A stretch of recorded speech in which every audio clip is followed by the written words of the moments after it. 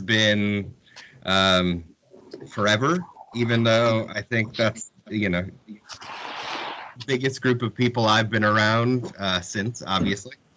Um, but what I really, part of the reason I wanted to put this all together was that, it was a great excuse to communicate with you guys, but also I think we all worked Paul A together, and there was this feeling that something was happening, and we couldn't really get our mind around what was happening, but that things were going to be different afterwards.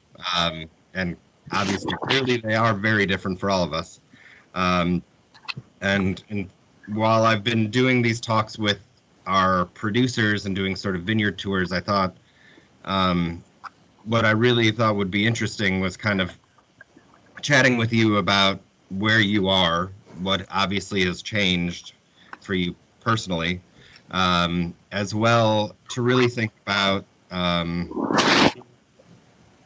how you're making a really shitty situation into something that's livable as much as humanly possible. I know in certain cases it's not that easy, but I will say for myself, part of the thing I've found some time to discover that I've missed writing and finding the opportunity to write and the opportunity to sing and see, spend a lot of, and the good thing is that my wife and I like each other a lot. So the good, we're spending a lot of time and working in the garden, and there's definitely some extreme positives to this not good situation. So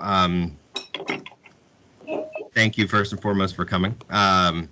What I want to start off with is kind of a question for all of you guys, which is, it was weird, right? Did you guys get a sense, when the producers were coming in, that something was a little bit different about this Paul A that we were walking into?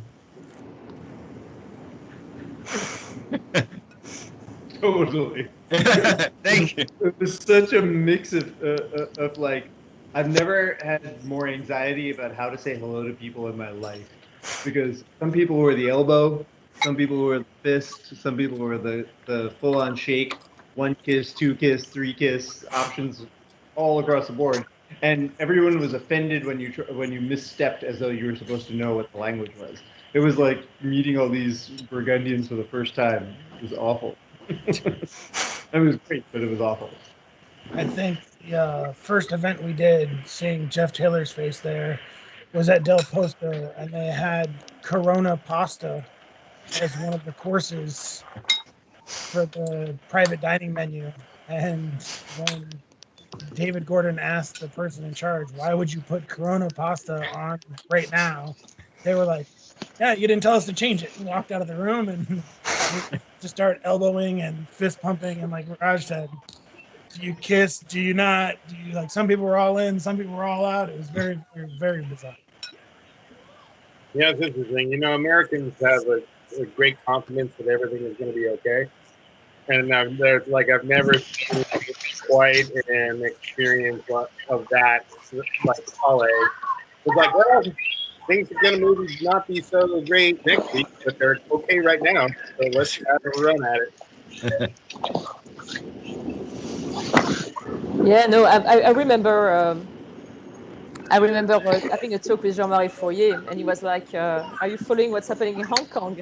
And I'm like, "Yes." He's like, "Guys, you should already plan your takeout." Oh, sorry, so you should already plan your takeout business plan, because I can tell you it's going to happen here. And honestly, I look at him and I'm like,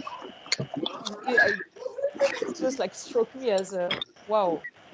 Like somebody was like, "Guys, it's happening. Like we are partying tonight, but it's gonna happen." That was such a strange moment during the afternoon tasting when he saw it. It was like he said that to you in the grand tasting. Yeah.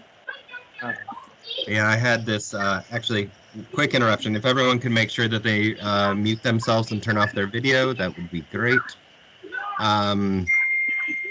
So yeah, I had that moment where I was actually having dinner with Jeff Taylor, who just disappeared, but and Marco Pelletier, and it was just kind of like everyone, there's been all these events in France and that where people from Asia had come over, that these people who are these producers have been accepting, visitors up until this moment, and it's crazy, and we don't know, we have no idea whether or not this is kind of going to be a hotbed. And what's been pretty amazing for me is, at least I've seen it in Chicago. I don't know if you guys have seen it from your friends who went to the event. There really hasn't been anything that's popped up in terms of people I know who are at the event. One confirmed case, sick. but Yannick got sick. Yeah. Oh well, maybe two. Jordan got sick. Oh, I didn't realize that. Jordan McKay. Yeah. Oh. Yeah, and Steve, you and I had dinner with Jordan McKay, and he was sick. Oh, good. And we were next to I mean, it's like my wife got sick like a week or two later, and like I never got sick. And it's weird how this whole thing has worked. When we hung out that night, he was sick. Well, he got sick like 3-4 days later. Yeah. He had symptoms starting 3 or 4 days later. We shared 2 taxis and drank from the same glass all week long. Yeah, he was next to me at dinner. Wild. So, I mean, like, it's like it's physically impossible. Yeah. You look back on the sinking of the Titanic, and you're like, did everyone see the iceberg? We're like, well, we were drinking wine. I mean, no, but you don't look back on the Titanic and say, did everybody drown? Right. I guess that's Steve's point. It's like it was a lot of people in close contact and not as many like observably guaranteed cases that came out of it. But I think it'd be, first of all, it doesn't matter anymore. Secondly, it'd be foolish to think that it wasn't the case. But certainly we have no concept of what percentage of people show no symptoms. But we know it's pretty common. And so for 400 people to have been in that room together with so many of them sharing glasses and sharing the same space, etc., I'm sure it was passed around.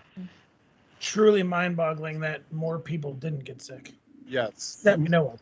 Yeah, but to Roger's point, 35% of people Don't know. Don't show anything, are going to be asymptomatic, is what they're telling us, which is just insane. And that's a guess at this point in terms of the percentage. Yeah. And from 35 to 100, there's a bunch of other percentages that show like very little, the kind of thing that you could easily write off, At least you could at that time. Still. Yeah, I think, it's just feels, I don't know. It feels like it's going to be a while till we get to do an event like that again. And I don't know. I mean, to your question, obviously, Raj, considering you now work with Pressoir, but like, how comfortable do you feel with the idea of doing an event like that again? In time, very comfortable, because there will be a level of normalcy in terms of human interaction in the future, for sure. There is reference to curves for a reason. In the short term, and what the short term means is a big question, and a big question mark, especially for us at the moment. But what is certain is that we'll be able to get there, but we have to be very creative in the meantime of how to approach it. And nobody wants to get anybody number one, so we have to think from that standpoint to begin with. But in addition, we also want to make and do it in such a way that it's convincing enough that it's a paid event, that we have customers. So all of that is requiring, as in every business, maybe much more so in others, creative thought and For sure. Yeah. I mean, we're going to do a La Fête du Champagne. What that means in terms of the guest experience is still being redefined. Oh, It interesting. certainly won't be like what we've done in the past. We will not have 300 people in a room together. That's not going to happen in October. But we're going to do something. It's going to be dope. Sweet. That's exciting to hear. Do it in the vineyard in Champagne. Sorry, Ryan, we can't really hear you. I said we should do it at a vineyard in Champagne. Do it outside. Getting to France becomes part of that problem, but what we're thinking about is maybe dual events with technology connecting us. Okay. And spreading it out over time. More small dinners, less big dinners. Cool. No, I mean, I think that sort of leads into like the real crux of the conversation is like, how do we pivot? There was this actually really interesting interview at Fine Dining Lovers. This guy named Vaughn Tan talked about realistic imagination, how you have to sit in a place that understands the reality of the situation, but also be creative and think outside the box if you want to succeed moving forward. I know Pascaline, when the laws started coming down from Bill de Blasio, Racine's was one of the first that I saw that really pushed in terms of limiting reservation times, cutting out tables, really adjusting to being open and being in business with more strict rules. I mean, I guess the first question being like, what was that experience like to be in a restaurant that was, 50% or less capacity? How that experience of being a sommelier to people when you understand that touching them, getting too close to them, all of those things is now interjecting into their space, and then obviously serving them food at the same time. We did it for such a short period of time, because we are kind of forced right away to go to lockdown. So the experience was very brief, and it was also a dynamic experience because I don't think anybody really realized, including the guests, what was really happening. So I don't think it was a real true to what's going to happen when we are going to reopen the next month, because there was still a level of a certain trust, of not just understanding the real danger of it. I have an amazing general manager. As soon as we started to see what was happening really in Asia, I already thought about what could we be doing, and we are lucky because our space is a small space. So the way that we could play with the table didn't change too much the perception of the space per se. In the couple of days that we did the experience.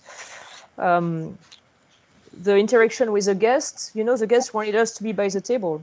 You didn't have any feeling of the guests telling you, no, I don't want you to come. They were coming because they wanted the social interaction. So they were on the opposite side coming and, asking you to come over and to talk about, and you were trying to make your distances, but there was not that desire of, I want my space and I want to be safe. So that's I think the fear was more on our side right away than it was on their side. And the only thing that I can really take from this experience is how difficult it's going to be to make it feel like as close as possible as a normal restaurant experience. I think us as manager, as owner, we are going to have a massive challenge to really build a certain level of trust, not trust, but a certain level of confidence that we can operate in a safe way for everybody. And I think that's going to be a big toll on us on how to deal with that, and how not to make your fear interfere with the guest experience that wants to come back to your restaurant. So I don't think the challenge per se of having a room with a little bit less table, that can be managed. You can fill your room with whatever to make it cozier, or like the design per se is not the problem. The problem is really going to be that interaction of the fear, not bringing it to the table, to the guests. Pasca, do you have everyone wear masks on the floor? No, not at that time. No. We did the No, soap, but in all the future. kitchen. Sorry. But in the future, I don't think we're gonna have any choice. yeah, right. I think we are still we have a lot of presupposition, and honestly, we can talk more with Matt. But I'm very surprised we still don't have any regulation or anything guidelines coming already from New York. So we are just looking at what's going around. But I'm very surprised that they didn't already start to talk about us on that. But I wouldn't be surprised we have to wear a mask and So probably. just to jump in, Steve, with Yeah. your question, Pascaline, from my vantage point, she was the first to get out in front of it, at least publicly, and say, "Hey, this is what we're doing." And I think a lot of people started mimicking it quickly, including myself. Our restaurants are a block away, and I had sent her a note that said, "Hey, like, we really appreciate what you're doing. Let me know how it goes." So the last meal that I've had in a restaurant to this date was that Saturday night before closing. Chris and I went into Racine's and had a bottle of Clos de Roche Blanche and a great meal. But at that time, I had no problem with the service, the busser, the food runner coming over to deal with me because how I viewed what was going on then, even after the parlay, which I knew was a little crazy that we had 700 people sharing airspace and glassware. Mhm. We felt way differently about that interaction then than we would if we went into her restaurant tonight or in a month. So we left, that was Saturday. We left on Monday morning, and literally I'm wearing a nice burgundy shirt here that I just got in the mail because I left with 5 shirts because we were planning on leaving for a week. I've been here for almost 3 months now. Like the vision of what we were doing on that Saturday night and how that's evolved with every passing day and week till now. So to even say that, Ryan's question, will you be wearing masks in the future? Like my discussions with other restaurateurs, which have included Pascaline heavily and people in our district and out of our districts, like nobody wants to come to Mark Forgione and sit 6 feet apart from the next guest at the bar or have a bartender in a mask.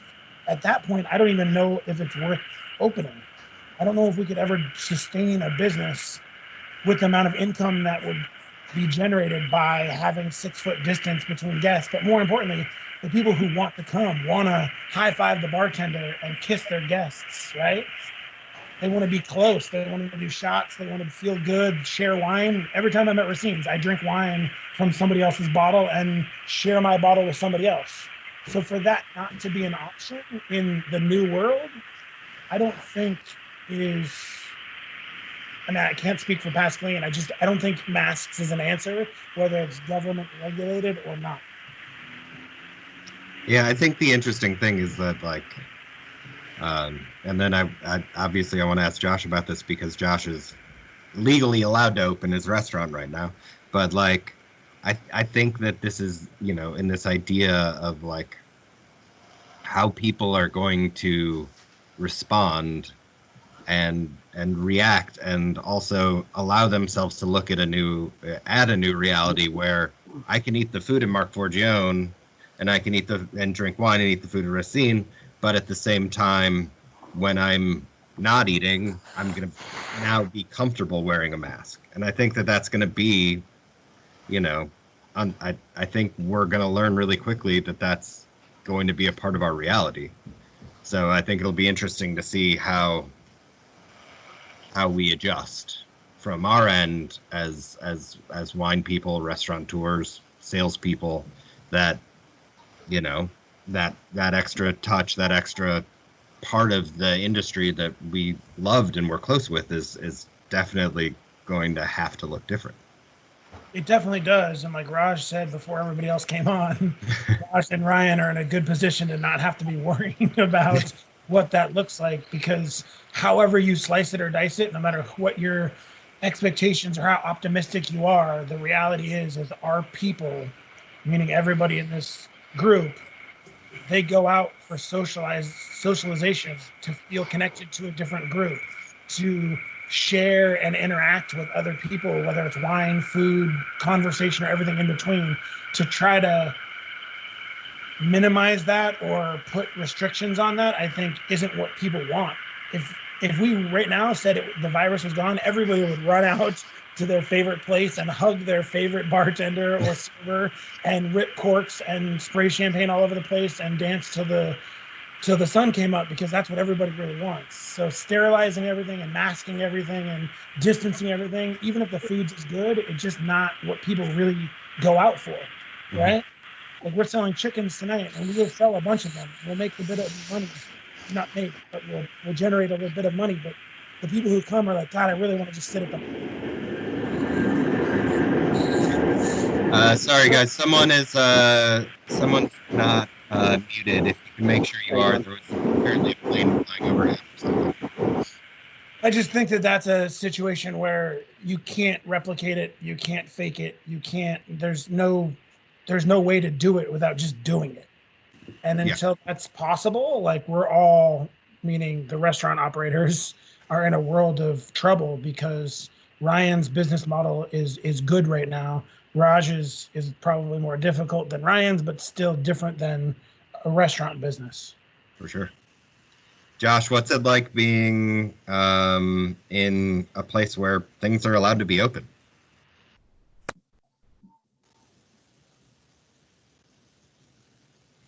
Yeah, I can't hear you, Josh. You got to unmute yourself, Josh. You got to unmute yourself. Or turn up your volume. Okay, can you hear me? Oh, there you go. Okay. You know, we were kind of watching and waiting because kind of like what Matt was saying. It's like people come to our restaurant for the experience. They want, you know, to be seen, to share, you know, glasses of wine with people, all of that stuff. And if at 50 capacity, A, we can't make money.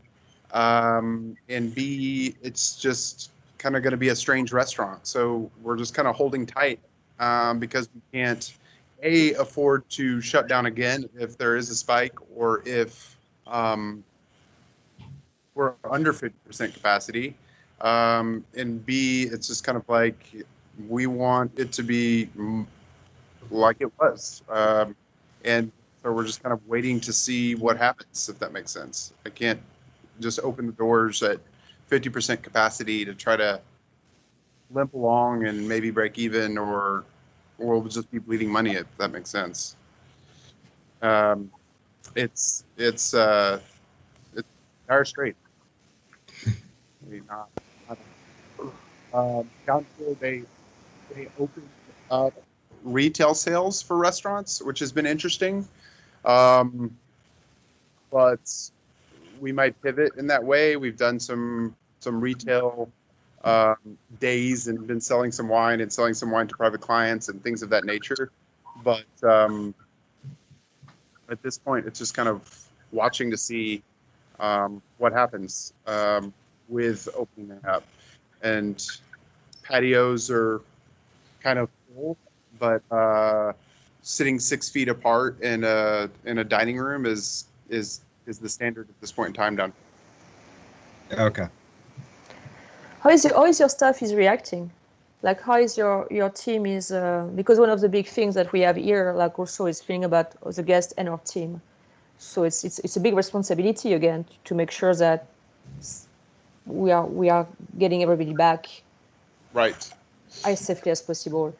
And if we need to wait, we will wait. You know, that's also something very important for us. And it's why also we decided not to do takeout. That was one of the big reasons. We were not set up for it, and then we didn't want to ask our team to come and take some risk. Right. For what? So how do you, is something that you are thinking about, or?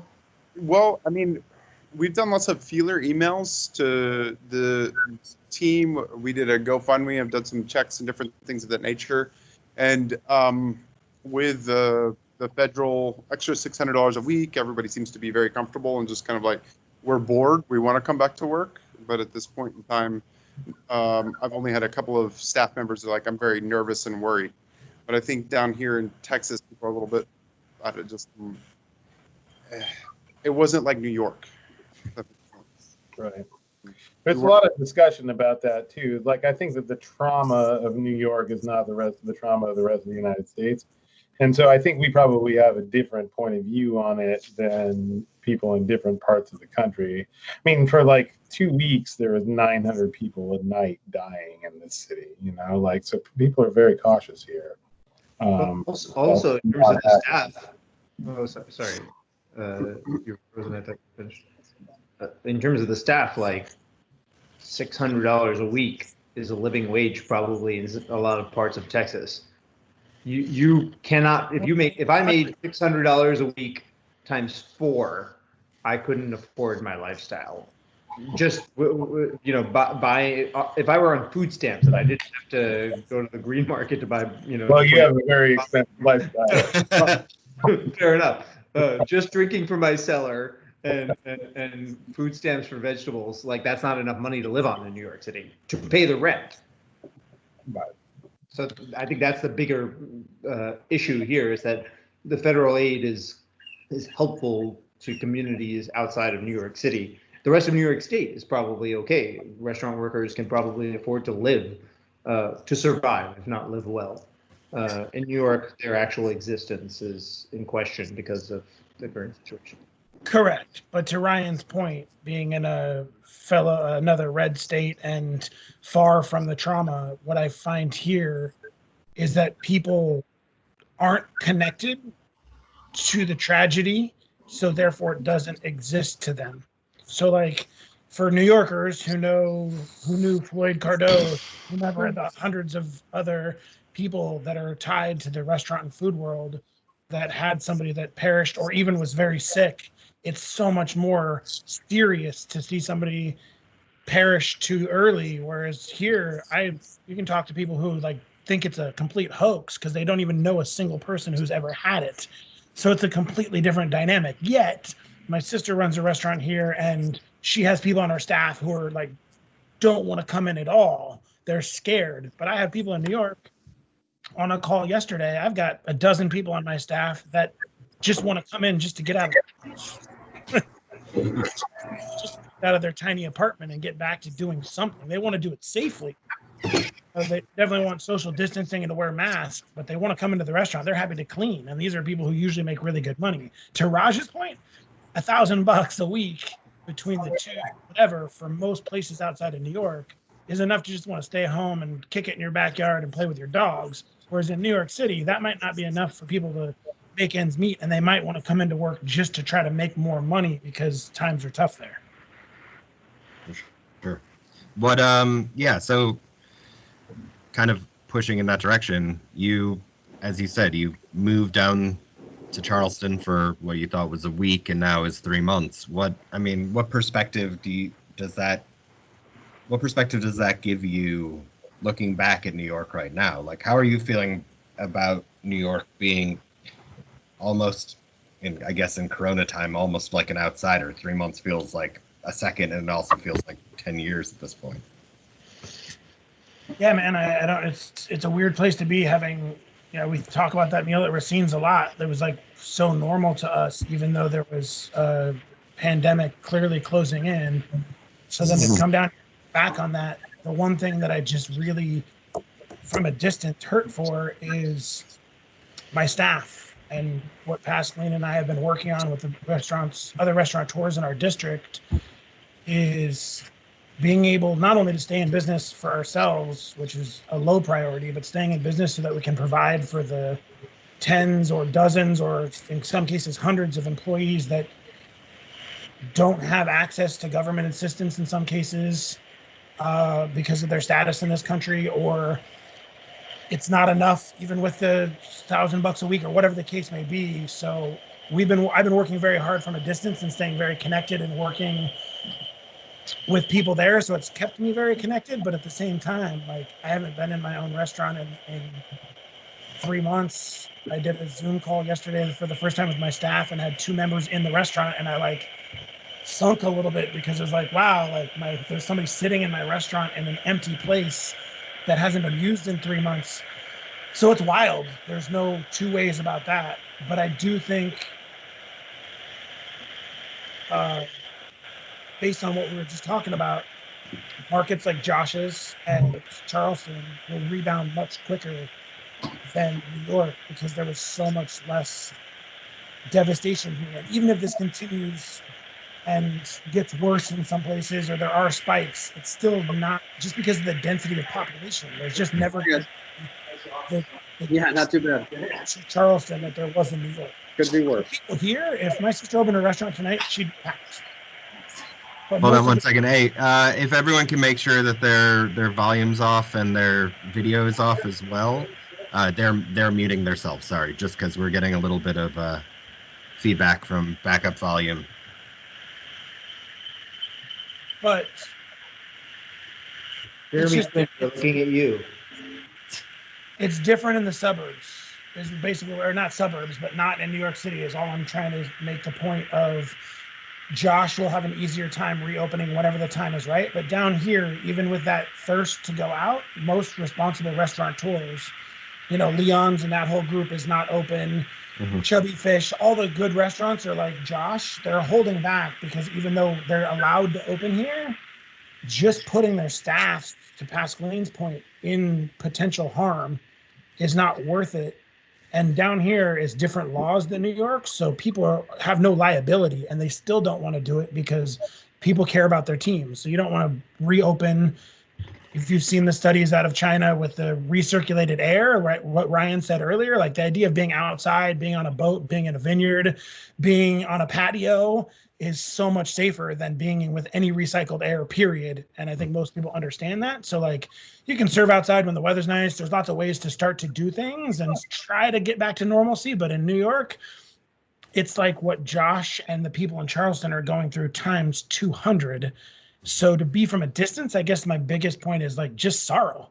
I feel sad for my staff. I feel sad for my city. I feel sad for the people who have to listen to the sirens all night long and clap at 7:00 just because it's the only thing that they can do. It's a pretty shitty thing. But that sorrow also brings like, I don't know, some type of hope for how we can dig our way out of this, how we can work together with people like Pascaline and people that are in my business. I work a lot with Ryan, sending wine to friends and private clients in New York City, making no money off of it just because I know that they'll still be there when times are better. It's like really hard to say, hey, I'd love to hook you up with some wine, but I'm going to take $100 on your order when everybody's going through such tough times. So it's like trying to reinvent yourself and think about how we can all work together to just make people happier right now. And hopefully that happiness will start to get back to the point where we can back in Racine sharing bottles of going on all night long. Yeah, I think that, I mean, it's sort of is one of the things that I've thought about myself, and kind of going off the script, as it were. But like for me, from the sales side, part of what I've done is leaned into what I'm passionate about, because I know that I can take care of people and create relationships and maintain relationships and be in communication, and that will help now because people need that now. But then hopefully that will help later whenever some sense of normalcy comes. And like putting in that effort now is something that I think that is super important for us as humans, not just as wine people or restaurant people, because I think everyone's appreciative of just, people checking in and seeing a face, which you're not used to seeing when you're living at home with whatever your small family unit is. Sort of to jump a little bit, Raj, I know we talked a little bit about Pressoir and moving over, but Pressoir kind of seemed, from my perspective, is like taking what Palais was and moving it into somewhat of a and Palais and all the events, and doing smaller versions of those events over get 15 people at Frankie's to have dinner and drink a bunch of, Drouin, or do this, do that. What is changing? I just lost Rob. Still here. I just turned up the camera for a second because I've got a guy at the front door. Sure. Should I'll I finish the explain question. what I was just gonna say, what is the obviously there's the pivot that's happening with thinking about big events, but what is the goal of Pressoir's, like growth and you're getting involved so that it can turn into something in an even sort of bigger entity. Is that the goal, or is the goal just to do, for anyone who doesn't know, Pressoir Wine is doing absolutely amazing educational programming right now with producers in Burgundy and Champagne. But what is the next step in Pressoir, and especially with you taking the leap from restaurants into this new venture? I guess for the sake of clarification, people maybe know the brand La Palais a little bit better and a little bit more closely. Pressoir is simply an umbrella for all of the activities that we're involved in,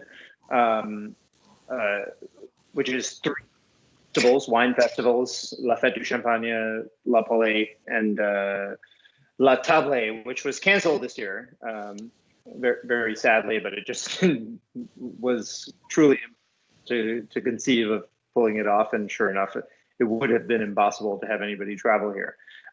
In addition to that, we have a wine club, which is really intended to bring together community, and we kind of, since I've joined the team, we rethought it and kind of relaunched it with much more sensible and era-appropriate pricing, and also, frankly, a big part of what the Pressoir Wine Club was in-person events, educational, community building, sharing wine, which is physically and culturally impossible right now. So we've made the shift, as you said, to a digital presence, and we've been doing a bunch of fundraising, which has been pretty great. I think I've looked at a couple of numbers of what other organizations have been able to achieve in terms of raising funds for restaurant relief funds, and it's pretty. I think about it in perspective of the size of the companies and the reach, and I actually feel pretty good about. We've managed to raise $25,000 over those 3-4 weeks. Really great. And how much that does for individuals, I don't really know the answer to. Those of you who are on this call who know me know I can be a little cynical when it comes to nonprofits, but I promise you that I bring all of that level of criticism to every activity that we engage in also. Trust me, this is efficient. Not a penny has gone in the wrong direction, and we had Amex backing us and matching us, so that's been pretty great. Awesome. I'm sorry to say that you cut out for a second there, but I guess you were kind of asking what we're going to do now. Is that right, Steve? Yeah, I was just thinking, kind of like, obviously this is a big shift in response to what you were doing before, and it's become a pretty, impressive lineup of employees for what Pressoir seems to be at its essence right now. Right. Well, me joining the team is also kind of diversified activities, as you and all of our colleagues, private client advisory and purchasing with their sellers. And, the club kind of offered some of those services with my former colleague, Edouard. But that's the biggest reason that I'm able to join the team and really contribute something. So we've merged all those activities. That's a big new business for the club or for the company. But really, at this moment, we're hurting for our colleagues in the restaurant industry. What I said earlier was tongue in cheek and amongst friends, but the truth is that it doesn't feel good to be in a situation where all of the people I love and care about are their very being is brought into question in terms of viability. I'm very lucky that I'd already made that decision, and so we're thinking about what the future looks like for our company, for the restaurant business, for the culinary impact business, because I really it's not just restaurants, right? It's restaurant people to a great extent. It's chefs for sure. But what Daniel really built this company on was a lot of luck, a great group. Timing. People. You can say timing for sure. He was lucky in terms of his timing. and his reputation in a big way. But more than anything else, what has he done except for promote Sommelerie? I mean, the first fucking guy who did it. He also like gave all of us a place to learn the craft from each other and have a community and hang out together and talk shit and drink beer and drink the best wines in the world. So that's a big thing that I'm very excited to be aligned with him on. Is that I think the next chapter in terms of certainly in terms of charity and in terms of consideration is how or that the métier is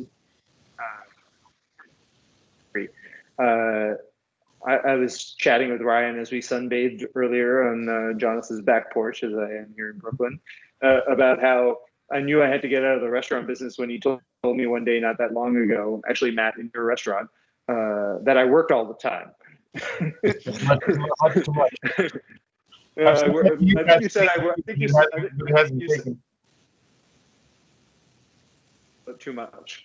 But anyway, as I thought about that, I realized that I loved working. I loved what I did. And that's the reason I worked so hard and worked as much as I did. Why I left is a different story. But I also recognize that the métier itself is legitimately in question, and it isn't a guarantee that it's going to come back in the same way that it's existed in the past. I'll let Ryan explain his thoughts on it. You know, like how silly it might seem that restaurants might have 9 sommeliers on the floor 20 years from now, or 2 years from now, only a few years ago. But I want to make sure to preserve in any way that I can the importance and the respect and the value of that métier. And so to that end, you probably don't know this, Steve, but you know that it exists. We've had, and I've always been involved with this, even though I wasn't part of the company, a scholarship fund that was funded in the past exclusively by producers in Burgundy and Champagne to take sommeliers on trips to visit the vigneron. And this year we're formalizing it as a nonprofit charity. Cool. It may already exist. I'm not so clear. The lawyer speak kind of goes over, but we're definitely incorporated as an LLC. An Inc. We're incorporated, and I'm pretty sure that the IRS is still pending the confirmation. But we've created a real 501(c)(3). Yeah. Cool.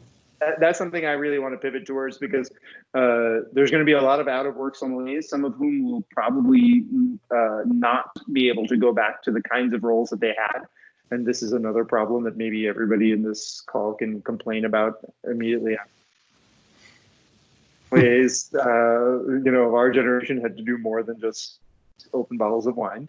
But there's a lot of people of a different generation in the current group of people who are out of work, who won't be able to go back to that reality because those jobs won't be there anymore. And so how do we continue to teach them? How do we continue to grow them into members of that are capable of taking care of themselves and providing for their families, but also showing and doing them justice in a sense. No. Yeah, I mean, it is definitely going to look quite different. And I think it's funny that most of us here are, in their mid 30s and early 40s and referring to ourselves as an old guard that doesn't, it's a different world now. But, I think all of us have different opportunities, have worked with huge wine lists that, aren't going, knock on wood, hopefully some will still be there, but a lot of them are being sold currently. And things are looking a little bit different in that way for the big wine list and the classic wine program and the classic multi-sommelier team. Sort of shifting over to Ryan, and Ryan's been obviously out of restaurants for quite a bit, but one of the things that I was really amazed by when we started talking about R Squared and what you were doing was that you had sort of pivoted to, while you still had a retail side, you were still doing so much with restaurants. How talk a little bit about R Squared, and then talk a little bit, if you could, about like what it looks like now that you were, as you said, handpicking wine, trying to help people find all the things that they needed to fill out their list. Obviously, that is not the environment anymore. What does even not being on the floor, what does your world look like from a sales perspective? Well, I mean, it's different for sure. I mean, the companies, it's sort of two companies. There's the retail company, and then there's the wholesale partnership company. And I think that obviously the wholesale business has been done. Like there's hundreds and hundreds of thousands of dollars worth of wine that we had coming in for restaurants, like through the wholesale company, that are now canceled. That business is, currently it doesn't exist. But the thing about that wine is that it's not valuable.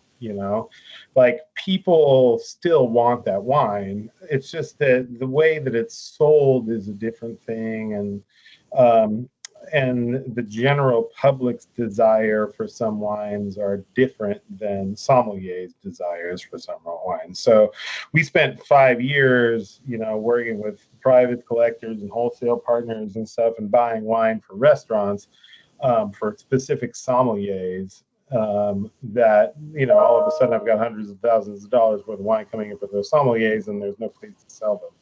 And it turns out also that the general public doesn't necessarily drink the wine that sommeliers drink. Like I think that sommeliers drink the wine that Pascaline drinks, and then I think everyone else kind of drinks what they want. With all due respect, Pasca. And so we spent a lot of time buying wine that Pascaline wanted to drink. And now we have to sort of figure out what. You should hire me as a consultant, so I can get you. We've talked about it. I mean, I think what it is the complement to your influence in the wine business, for sure. Like, you and Raj Parr, for sure, like drive the way that sommeliers drink. But, as a former sommelier, I thought that that's how people drank, and that's not necessarily the case. You still have some work to do. But I think that what people want, though, is they want the wines that are rare and that everyone else wants. They want to drink Sloos, and they want to drink Prévost, and they want to drink, the wines that are rare. And I can't build a business out of a company that, of selling wine for people that only make 900 or 1,500 or 4,000 cases of wine. So we're like in this place now to like transition into a fully retail business, using all of our, using our retail license, and like trying to figure out now, where's the demand? What are we going to do? What do people want to drink? And it turns out what people want to drink is rosé. I know nothing about that, let me tell you. So, it's just we buy like hundreds of cases of rosé, and and still at that same point in time, buy the Rinaldis and the Mianis and the Bernadottes and the Fouriers and those things in the world that people have a hard time finding. I mean, we know what those are, but yeah, I mean, so that's like the reality of where I'm at right now.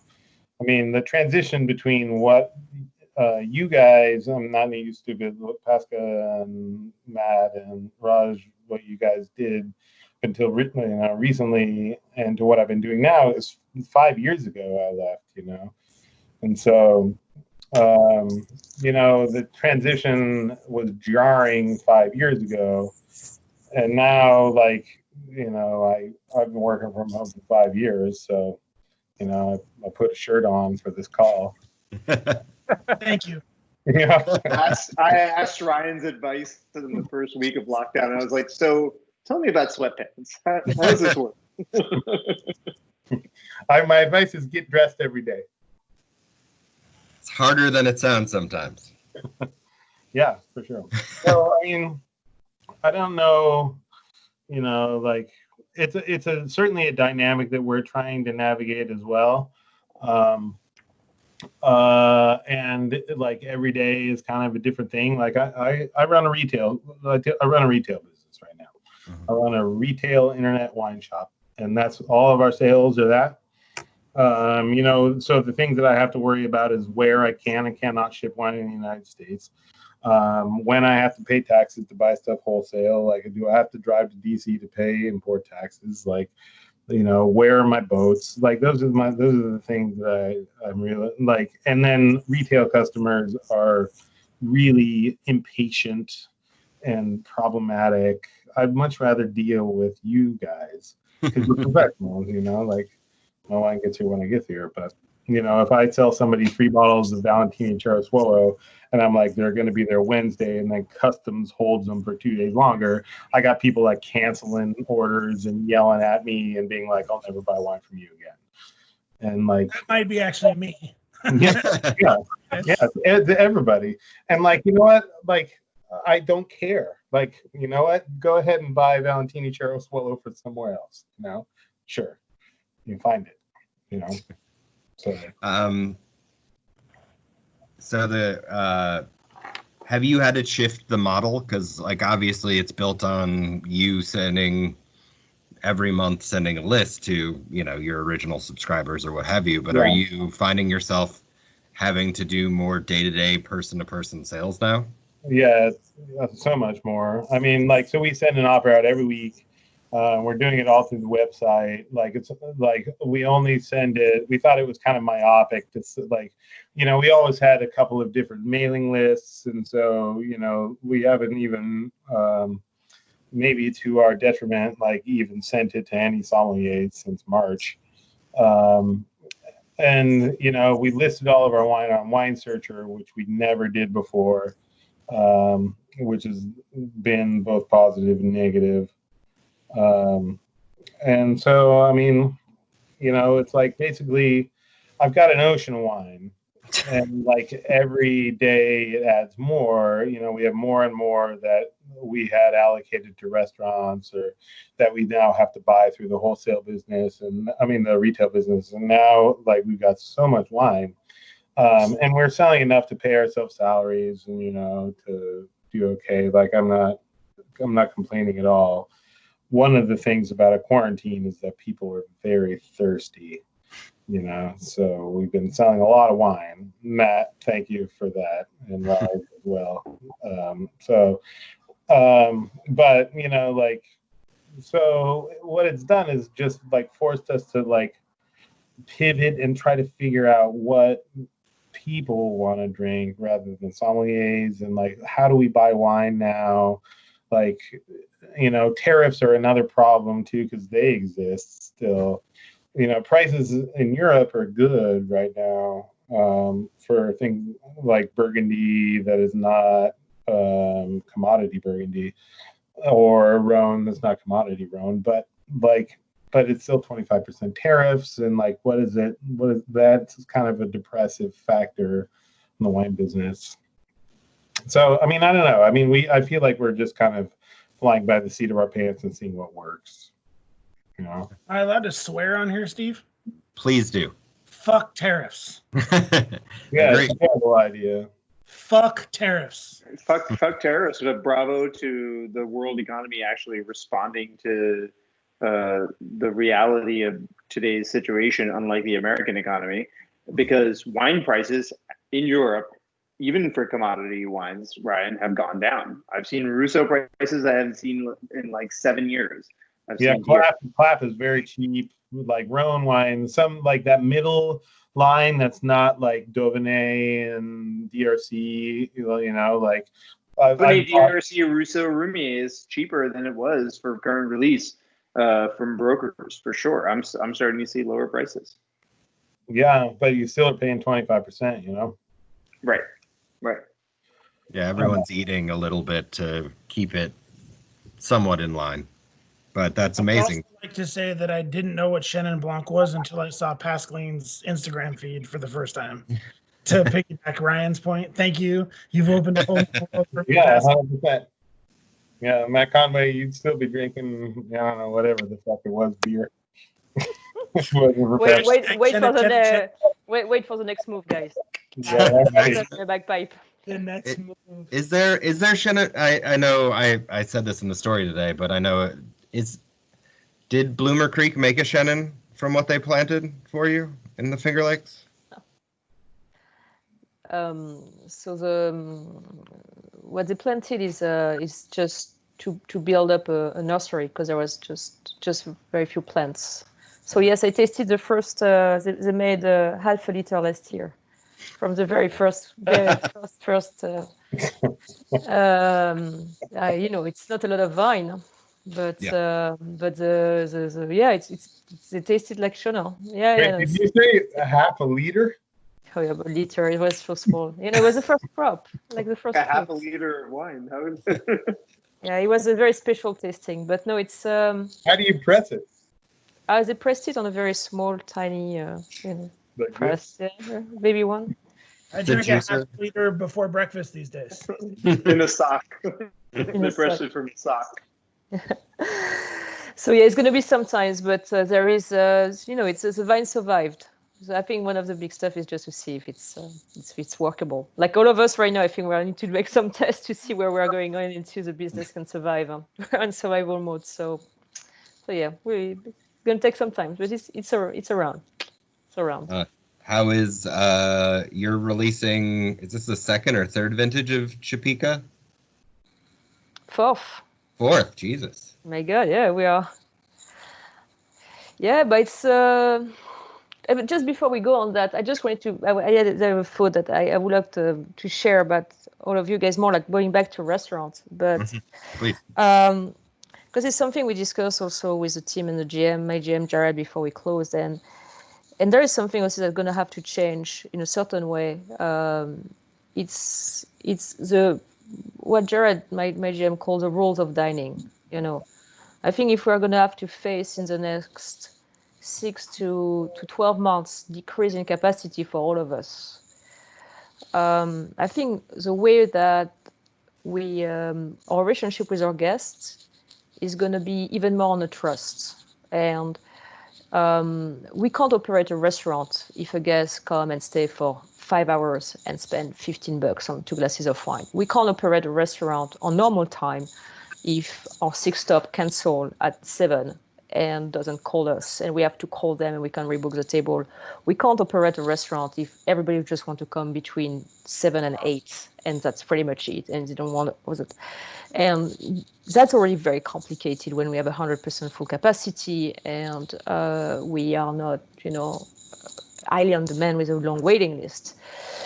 So how are we going to do that in the next 6 to 8 months if people are I really want to see how we can really work with our guests to really have a certain respect for the business itself. We are not it's not unless we go with stock and we pre-sell dinner and you come and you can't be reimbursed and all this kind of thing, which we don't necessarily want to do, because what we want to recreate as soon as possible is as close as possible as a normality.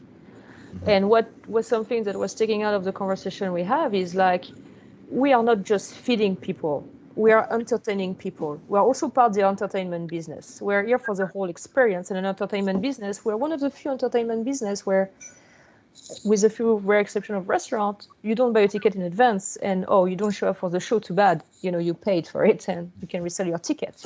It's not the case.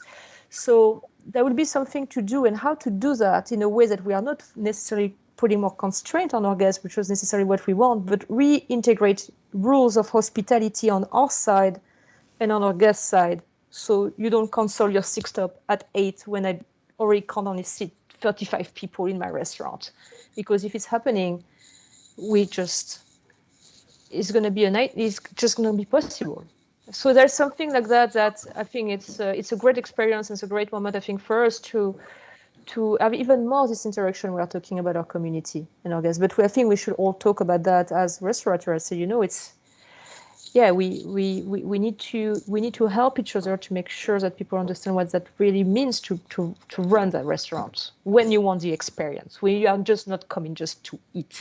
We are feeding something. The type of restaurant we are talking about is feeding something else than just a pure necessity of getting food in the stomach. You want something else. So you need to help us to have that something else. So how do we do that? How do we guarantee that everybody coming to my restaurant is going to spend enough that I can make sure I can make all means, knowing that we'll have to complement our revenue with other ways that we already know that. How can we do that without making them forced? Do we do just tasting menu? Do we do just prefix? Is taking more like liberty from my guests, freedom of choice? Like, how do we do that? You know, that's a new way of questioning that is adding to the problem that we are facing also. Pascal, also, I think the thing that seemed to me to be shocking about this, and maybe it's indicative of the problems in the restaurant business, is like it's, you know, how can you find a place to get to a place where if restaurants are closed for 60 days, it's not terminal? You know, like being close, it hasn't been that many days, you know, like in a stretch of a year. Absolutely. It's very small. It's a very short number of time. And everyone is like desperate. And so I have two restaurants already closed downstairs, like down my street are already closed and already like put a restaurant for lease available right now. Like it's so many restaurants deadly happening right now. Yeah, there's so many restaurants that are closed that haven't been released, that we know, that like famous restaurants that are not open, that have not told people they're closed, but are definitely closed. But like, and it's because, so maybe this is 90 days. Like, how do you not have 90 days operating liquidity? That means that there's something that's broken in the industry. Yeah. Broken. Broken. Completely broken. And Ryan, to your point, and I think this is something that might not be for this conversation here, but I'll touch on briefly, not to cut you off, because I think that's so important. And it's a conversation I've had with Pascaline and everybody else in the business. I've talked to at least a couple people every day to try to get where people are feeling, how they're feeling about reopening. Your question earlier about, do their staff's going to wear masks, what you're going to do, and whatever. And the number one thing that I think needs to happen in the restaurant business, specifically in New York, but in all markets, is we need to reevaluate what we're doing to be able to have more than 90 days worth of liquid flexibility, but also more importantly, take care of our staff. Like, we have an opportunity to not be building lack of fortunes. And when I say lack of fortunes, nobody I know is getting rich off the restaurant business in New York anymore, which is why you can't run for 90 days without money. But at the same time, I still can't provide health insurance for my staff. I still have to rely on a migrant worker that works 3 jobs or 80 hours a week to get the job done. Now's the time, in my opinion, to have conversations about, when we rebuild, how can we offer, we need to pressure the state government, in my opinion, but there's many solutions in theory, so that we can have some relief. And like, if I could say, you know, we do X amount of percentage to the bottom line, and I'd be willing to take whatever percentage that the government would give me so that I could give it back to my staff. So that guy only has to work 1 job, so that I'd be getting a higher quality employee. He'd have a higher quality of life, and we'd need less turn and burn. That would be something that would be significant to our industry. But right now, if the answer is we're just going to open the way that it was and just try to go back to normal, it's not going to work for anybody. It's not going to work. The people who make our city run the most, and that's what I've been fighting the most for, is how we re-envision what the business looks like coming out of this mess. And the only way we can do that is by coming together as a community of like-minded people that are willing to say, if you give me 5% more relief in, you know, whether it's rent or taxes or any other, you know, measurable way, I'm going to give that back to my staff in this way, so that we're actually giving back to the people who help our community run. And I'm not just talking restaurants, I'm talking every field.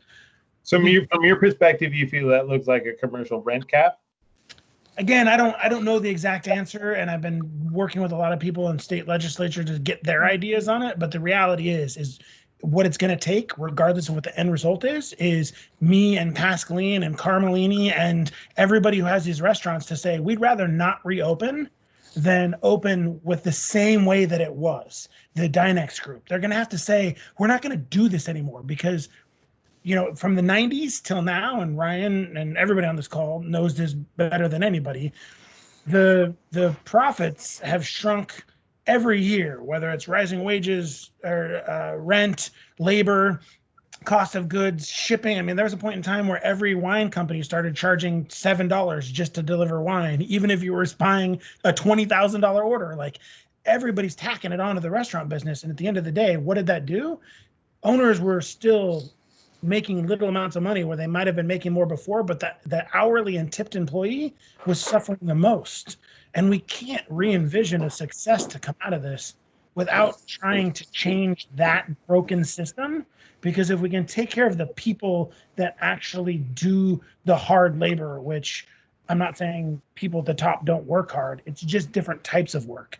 They need to have a quality of life that changes whatever. And if 30% or 50% or 60% of the restaurants, speaking about New York City, but even nationwide, go out of business, there's going to be more opportunity to hire high quality people that are actually qualified for the position. And what do we need to do with those people? We need to be able to pay them properly, make sure that they have health insurance for their children. Like, we need to really rethink the way we're doing this. And the best way that I'll summarize it is that we all have a friend that got into the restaurant company 10 years ago with one location.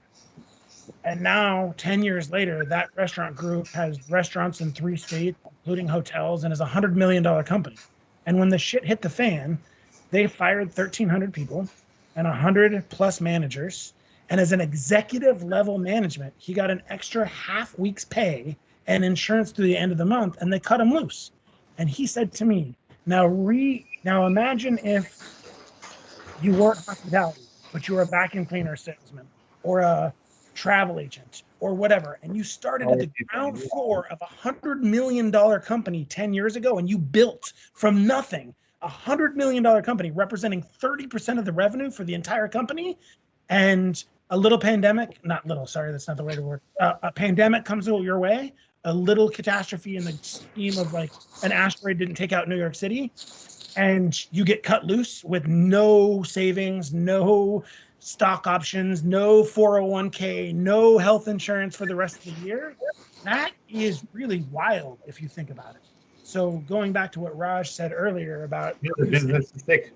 You saying he works too hard, I don't even know that. It's like working smart. Like, how can we work so that not only ourselves, but our employees have a better quality of life today and for their future through the demands that we need to make from our government, both federal, state, and local, moving forward so that restaurants aren't getting squeezed. Because the thing that we all know is that whether it's 3 months, 3 years, or 30 years, the bankers, wealthy, and well-to-do 1% of the world are not coming to New York to eat at Applebee's or Olive Garden. They want to eat at the Daniels and the Racines. Their clients to that. And I think that that's something that will be demanded, and we need to not give that demand until we get what we need from it, which is taking care of everybody. That's just how I feel. I think there's a yin and a yang to it, though. I think that there's also, and to your point earlier, Matt, this is kind of what I want to be talking about with you guys, because I think, especially being in New York and also just being entrepreneurial people, that you're trying to figure out how to make whatever the situation is work. And I appreciate and like that about all you guys. But like, I think part of the idea is that there is that we need to figure out, yes, what people need to take whatever restaurants are left and the skilled employees that are there and create a livelihood for them and create a consistent livelihood in our industry, which has always been precarious.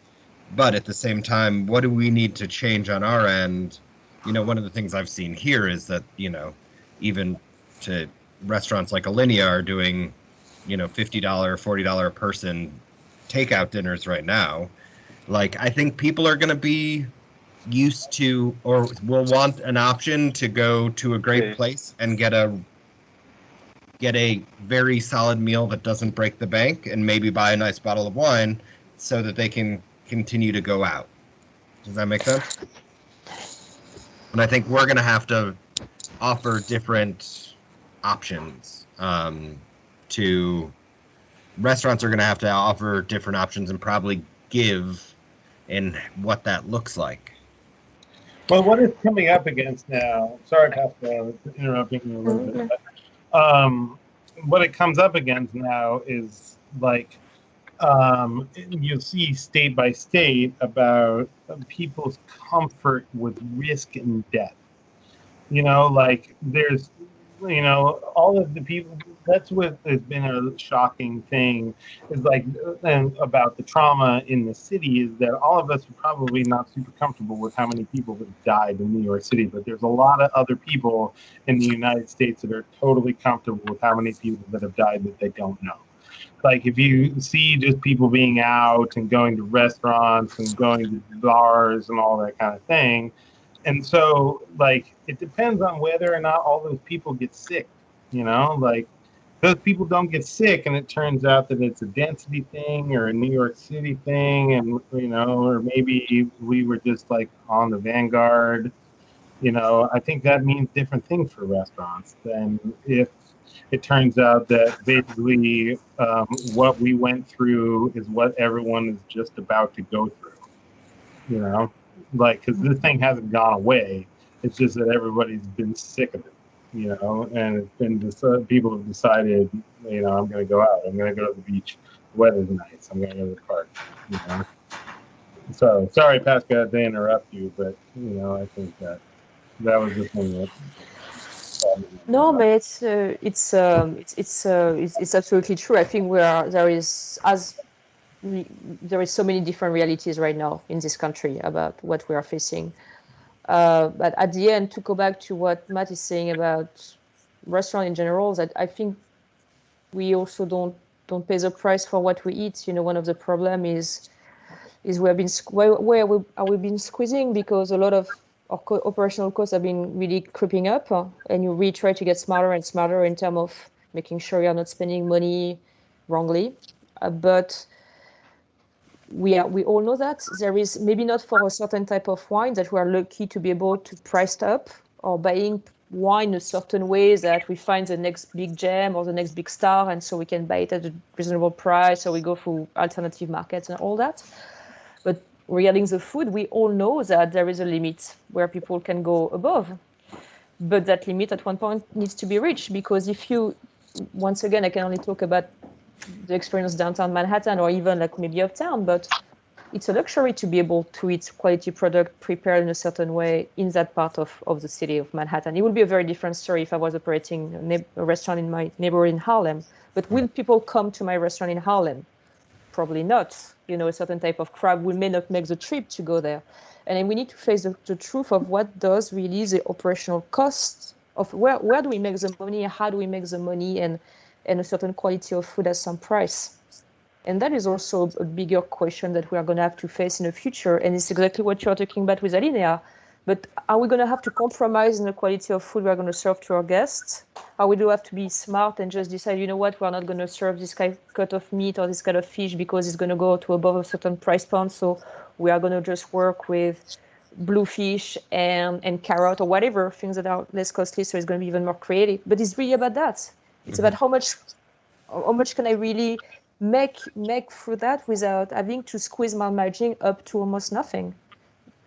That's a question. And do we need to switch? Do we need just to take out so there is less labor? Do we need to do a 50-50? Do I need to think about my wine program a different way to make sure that we are margin enough without making our guests also pay a price that is unreachable? You know, there is a lot of, and this is where the model in New York got squeezed up to a point that today it's insane to operate a restaurant in New York unless you want to lose money and your health. You know, it's just. That's the sad truth, Vaseline, but I think, allow me to say this, there is an opportunity right now, to your point earlier, Pascaline, about controlling the environment within which the restaurant operators are doing business, where there is to Matt's point, there's an opportunity to rethink things, But to your point, there's also a great opportunity to control the expectations and the value sensibility of our clientele, because certainly all of us know they want to come back to restaurants. Everybody wants to get the fuck out of their house and go to a restaurant. The future is every aspect of their lives. And so we can collectively rewrite the rules of when people can come to dinner, how much a fucking carrot costs, regardless of how creative you have to be to do it. All of these rules will have to be rewritten, and there's a great opportunity because of the blank slate to do so. Yeah, I I agree with you. Yeah, absolutely.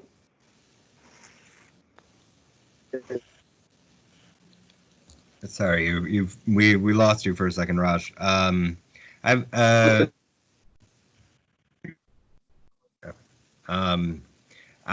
gonna switch out of New York for a second, but also kind of shift the conversation. I made a note of this, but like the large wine list.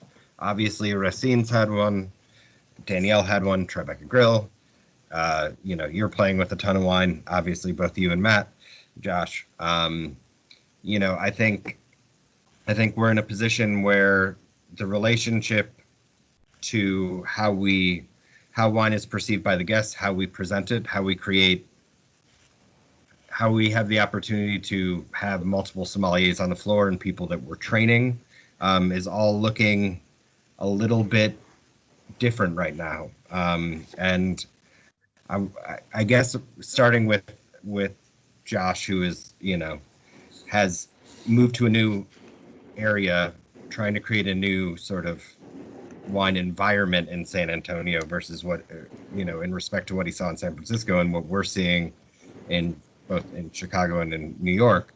How do we build that excitement, sort of to what Raj was saying, for wine when we're looking at basically probably smaller wine lists? We're looking at the sommelier role changing and becoming much more manager driven. How do we take care of the people who are currently working for us whose jobs may change, but also then keep promoting the job of sommelier on the floor if it means, wearing about 10 more hats? This question is for me. Yeah, starting with you, but for everyone. It's interesting. I was For me? liquidating a third of our inventory just to pay bills, right? And you were talking about the big inventory and coming to this. We are starting with a much smaller inventory. I keep a lot of things off lists that are just for special clients, things of that nature. But for building the community down here, it was just all about sort of fostering the young server, the young aspiring sommelier to kind of help out with the wine program, help out with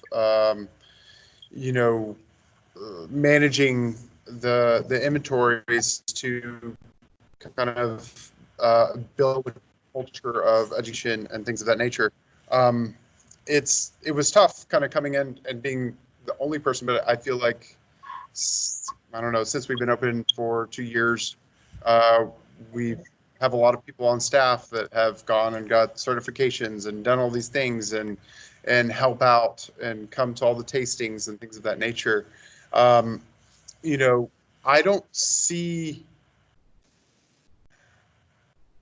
don't know how it's going to look when it comes to the jobs that I held in San Francisco. That was like, I was a wine director. That's what I did. Mm-hmm. Right now, I'm a general manager. I'm a director of operations, and I'm a wine director.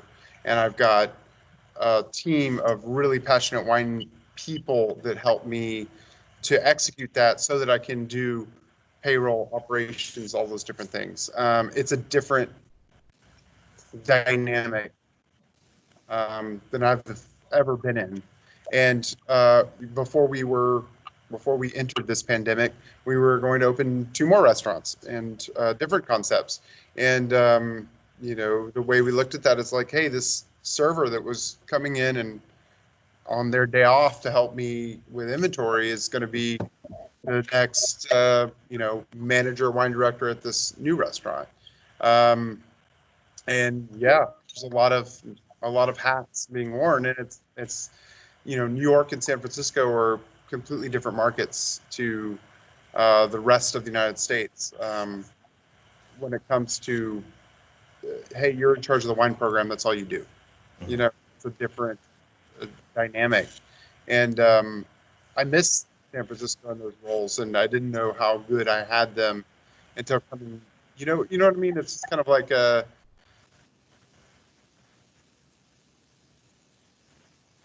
this is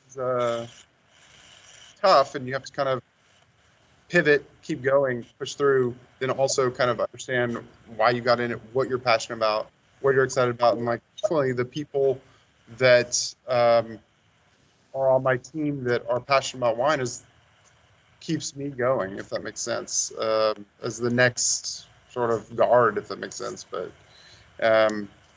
it's different than the Bay Area or New York down here, if that makes sense. How are you keeping them engaged now? When they can't be in the restaurant, how are you, keeping that sense of team and that sense of education going when they can't be on the floor or looking at the list and putting away boxes and learning what each of the wines are?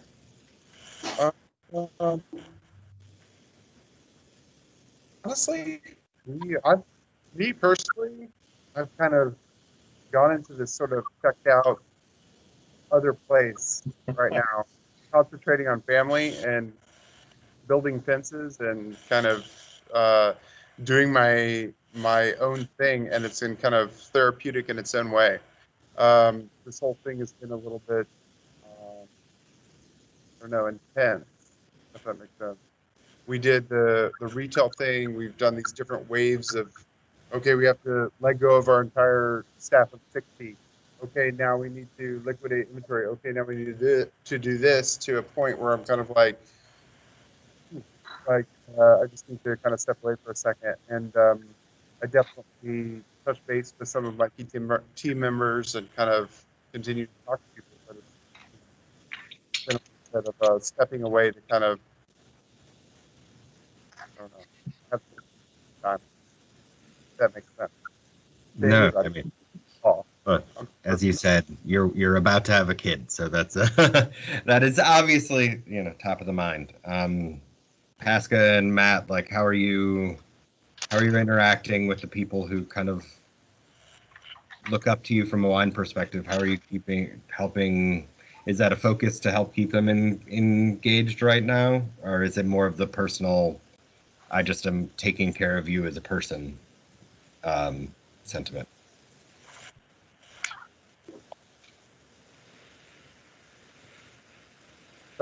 It's a case by case. I think we have been very with the team. We have been very close to the staff at the beginning, telling them we're there for them and keeping in touch. And then I think people have also some of our staff members are doing very different personal projects, and it's also a moment for I think for everybody. Not everybody is reacting to that the very same way. Mm-hmm. So whoever wants to keep on learning and doing that, there is no problem. I'm in contact and it's more one-on-one. Mm-hmm. But others were like, we want just to take a break. So once again, it's something we need to respect. As you are saying, it's a very strange moment, and for some of them, having the ability to have some money and maybe not working, but taking a break when they've been working all their life or most of their adult life in the restaurant making barely any money, for them it's a moment to I know one try to go back to get some online class done by Harvard because they wanted to pursue something he hasn't done before, so they've been also taking that time for that. We can't forget about it. So if they want, we're here. If it's not possible or if they want to do something else, we'll respect that and then we'll go back. I didn't take that question off the bat because way more people look up to Basque Flynn than they do me. But when this year started, I was taking over a second restaurant and looking at building a new wine program and hiring new faces to help me out. And now I'm sitting in my 12-year-old niece's bedroom on a Zoom call with people about how the world has crashed. So No, listen, I really like what you did with your art for your top right. Like, I like your hair. I like that little girl. You're a great painter. thank you. So Yeah. had you told me this at the beginning of the year, I would have said it's not possible. But I have stayed in contact with my team on a regular basis. Mark Forgione specifically, we decided early on with so many moving parts and just so much uncertainty that we were just gonna, like what past Lane and Josh said, focus on our families, focus on spending the time that we have away from the restaurant to the best of our ability, and start to reconnect when there was more known available. But as Pascaline said, some of my staff is going back to school. Some of one of my guys moved back to Ohio and got a job with Amazon and is starting grad school. So a lot of people are doing different things, but for the wine people, there's so much help. All right. Most of my wines, I just got asked by my head som at Forge to teach some Rhone next week for a class of people that are doing, weekly or bi-weekly studies online together. So there's still lots of education out there for the people who want it. And again, I'm there for anybody both in my own restaurant and outside of. I try to reach out to as many people as I can a week, just with a simple text. Are you okay? How's things going? Again, some of the people are really close, like some of the people on this chat, and some people are people I talk to very infrequently, whether they work for me or not, just to make sure that people are doing okay during these times. But as far as wine connection, aside from possibly teaching this or leading this little Rhone chat early next week, I haven't been engaged in any. I've been telling people, enjoy the time away from work. There's nothing we can do about this. Enjoy your family, enjoy your loved one, enjoy your fiance, wife, husband, whatever it is, and try to really soak the most out of this time, because 2 years from now, when you're back to working 60 hours a week, you're going to wish you had 6 weeks off with nothing to do. Yeah, I think that leads into, I made a, one of the things I've loved is seeing, Matt, you put up pictures of you fishing every day. And just I think this idea of us finding things outside of our norm, since, for most of you, you've been, you went from being in a restaurant for 14 hours a day to being at home with your fiance, your children, your wife, all the time. So there's been obviously that as a major change to what your day-to-day looks like. And for me, I'm one of those people. I'm taking a class just for fun, actually in my alma mater. As I said in the beginning, finding opportunities. I'm starting to find opportunities to sing, because I did that all throughout college and I loved doing that. Are there, outside of fishing, for each of you, have you found something that is keeping your mind outside of restaurants and kind of filling you up in a way that you didn't expect, or you haven't given yourself time to when you were in the restaurant life or in normal life? I can start if you guys don't mind, because found interest in ion batteries. I know. I can't hear you. Yeah, I can't hear you. Can you try again? Lithium-ion batteries. Wow. This is not what I thought you said the first time. So, I mean, you clearly are in the decommissioned subway tunnel. Where? Are you underneath Grand Central Station? I acquired Tesla moped scooter, right? And it doesn't work. And I started working on it, and it has this 48-volt lithium-ion battery, which is basically 300 tiny little batteries tied together. And I've been learning about lithium-ion batteries and building a front yard fence. Awesome. And sending me Facebook, Instagram DMs. I've been in a different world. To answer your question, Josh Thomas, no thanks. No thanks. I'll send you some pictures. No, also no thanks. Really, well, I had a complete career change, so there's a bunch of new skills I'm learning. But this is not quite on it. But I got to say, I had planned on a certain period of time to adjust to life after restaurants. I worked in the restaurant business for 25 years, and as you said, I got it down to 12 hours a day from 14 over time. I was a stickler about that. After 12 hours, if I still had to be there, I stopped, doing any hard work for the most part. Actually, it's been the peculiar reality of the fact that everybody's out of work and everybody's home and sitting on their fishing in the Carolinas made my transition easier to adjust to this peculiar, complete change of lifestyle. But everybody else was fucked too. So all my friends are. Sorry. What? Seems really smart in retrospect. That's my line. No, but all my friends were available to have happy hours. Happy hour is the bane of my existence and is drawn down to minuscule levels of data. It's not about hanging out with my friends and drinking, but now it is. But actually my friends. A lot of people leave the restaurant business and lose their ability to connect with people because all of their close compadres are working, and that wasn't the case for me. So, slight. Pascaline, what are you doing?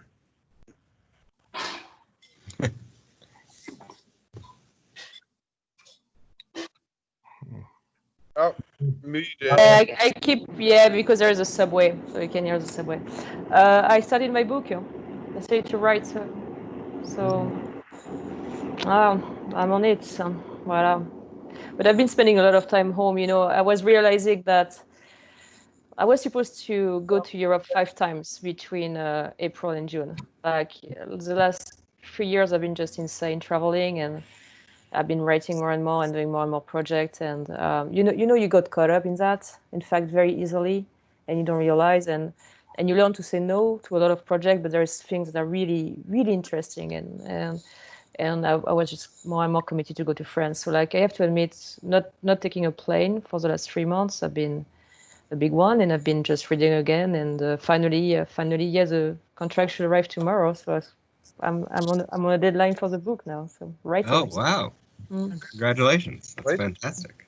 We shall see, because I start to have nightmare about that. But it's been a project I wanted to do for a long time, and just having this time off, I was like, this is something very important for me. So I wanted to, So I've been a little bit blessed to spend these mornings, waking up at 7, going for a run, and then writing for a couple of hours every morning. It's making my brain works in a different way. It's a good thing. And just time to reflect. I think something that I really appreciated during this time, and we did that with Matt, is discovering our lobbying part. I was never really been into a lot of activism in America. I'm not a citizen. I'm a green card holder. And I've been kind of disconnected a little bit about the reality in a certain way, because we work so hard and for multiple reasons. But I've been since the beginning of the year with the 25% and what's happening right now, realizing how important it is to be involved in your local community as an active citizen, even though you don't have, quote unquote, the official title of citizen, and I'm not American, I'm still French. But that was a very, very very important thing, and I neglected it. And I neglected it before, I have to admit. I was way more involved when I was in France. And then that's something that is going to definitely be part of my life now.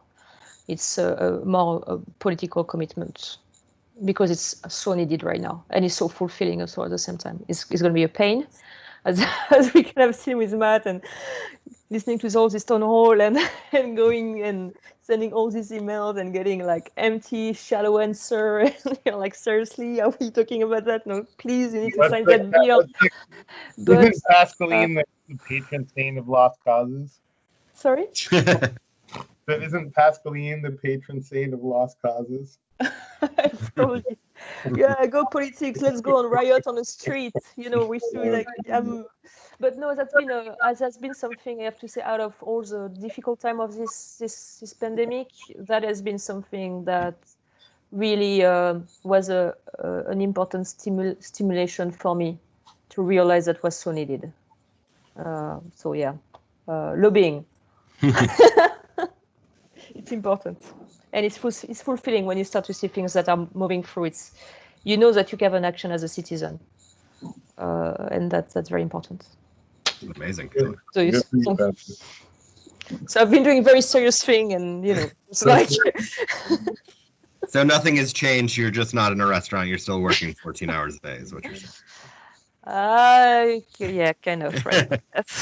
But it's very, once again, it's very fulfilling. You do whatever you can to just something that unfortunately we saw in restaurant is, and it's a thing that's also in wine. It's a passion, but it's a very narrow-minded passion, unfortunately, especially if you're in the rhythm of a big city like New York. And what you are saying, Ryan, is at the end, like everything, you need balance. And one of the reasons we have this crisis is because there is no balance.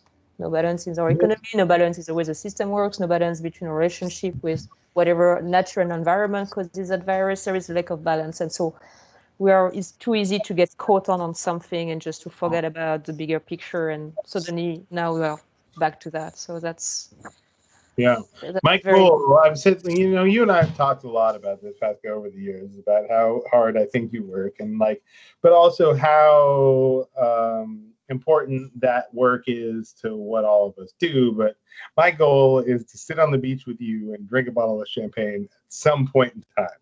And to go surf. Go surfing. And just do it just once. That will be my contribution to the wine industry, to make you relax a little bit for one day. That's it. Yeah. So listen, it's I'm not admiring your work. I'm just saying there's a balance. Yeah, it's but anyway, you need to have a bright light at this end of this tunnel, as we all say. So it's going to happen. Yeah, for sure. And it will. We absolutely need to stay positive. I think right now more than anything, there is too much also down, and the year is going to be very challenging, and political election and all that going to be difficult. We need to stay really positive. It's possible. Things are possible for the best if we believe for that. We are going to change and we adapt, and less sell wine, less more wines. Like just I think you're right about this crisis is always a great time for creativity, unfortunately.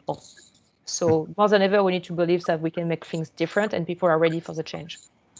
We are ready. Our staff is ready. The guests are ready. Everybody's ready. So let's create the change. That's really, really awesome to think about that this way, and not just to think about it's going to be a 12, 18 really terrible month, and we owe that to people that passed away from that pandemic. So we need to make that happen. So. I'm so serious, guy. Steve, I was going to say, aside from fishing, something that I've been doing, which I've actually thought about Raj a lot, is not being next to my own cellar or in my own restaurant on a regular basis. Obviously, everybody here knows how much Syrah, and people claim I drink the same shit over and over. I think Raj and Pascaline probably drink the same shit over and over, just meaning really great wine all the time. Mine may be a little less prestigious, but being down here, there's a good wine community and there's a good wine scene, but not being able to go to the restaurants. I've been relying a lot more on retail with the retail shops, and really delving in, and a lot of friends. I bought all of Jolie Lade and Pax and Jamie Motley and everybody's spring releases this year, and really drinking wines that I would normally have never drunk, consumed on a regular basis. I've always supported those wines and enjoyed them, but really dug into, my sister's into Italian wine a lot, but they're not Italian producers that I would normally drink. So it's not Berlotto and the same 10 producers that I drink from Italy. And I've actually found a lot of stuff that I enjoy drinking or tasting even. Just, having a glass of wine with dinner, that's something that I would normally never have poured for myself, but also supporting the retailers down here. Like what I was just drinking earlier was Carillon Bourgogne Blanc, which is something I don't know if I've ever tasted before because I never would have bought or done that before. But I got it from Graft down the street today. We got a little Bourguignon and Carillon Bourgogne Blanc and a bottle of Tribute. So I have some things that I want and drink on a regular basis, but also some things that I don't. Which And carry on? Bourgogne Blanc. Which carry-on? Jacques. Pardon? Francois or Jacques? Francois. Good stuff. So, but again, it's just like her bringing home wines that I wouldn't normally drink and kind of like looking at wine a little different than I have for the past, let's say, decade.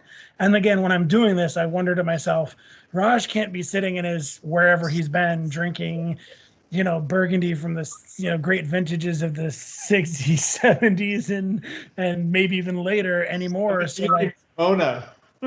yes, exactly. It's like really delving into like looking at wine more different than I was, earlier in the year or for the past decade has really been fun for me to really try to get enjoyment out of a glass of Jamie Motley's Chenin Blanc or something that just isn't something that I would normally be drinking on a regular basis has been fun and exciting, and trying new shit that isn't in New York or maybe I don't see because it gets lost in the shuffle has been fun for me personally to do before, during, and after fishing. By the way, you still owe me a fishing trip, bastard. Yeah, I'll be back. Drinking and fishing is how you end up cutting your hand, bro. Take it easy. Listen, I've learned all the lessons. I've got all the scars physically. When Raj and I didn't drink a fancy bottle of wine this afternoon, we drank a bottle of Boundary Rosé. I've got a case coming from Chambers hopefully tomorrow. It was so delicious.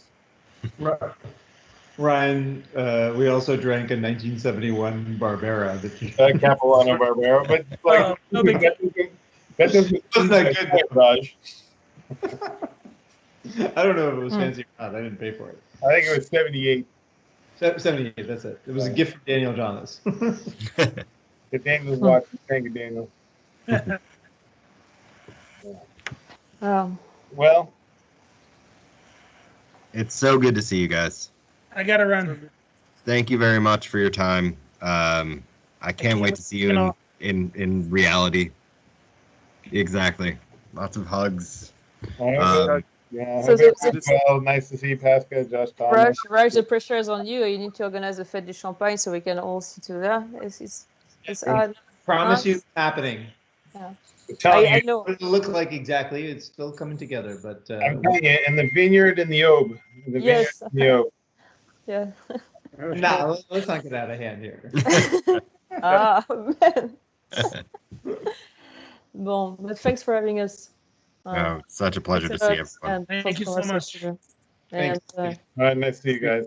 Lots of love to you guys. Be well, okay? All right, so long. Thank you. thank you, guys.